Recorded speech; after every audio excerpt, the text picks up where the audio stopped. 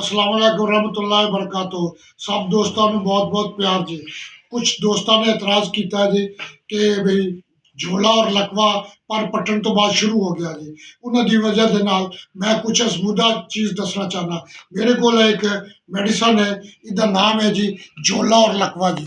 इहदे 5-5 कतरे सुबह, 5 दोपहर, 5 शाम, ये 5 दिन इस्तेमाल करो तो इंशाअल्लाह ताला बहुत सारा फ़ायदा होएगा जी। और मैं खुद आजमाया और मैंने एक मेरे वास्ते बहुत कामयाब नुस्खा रहा है।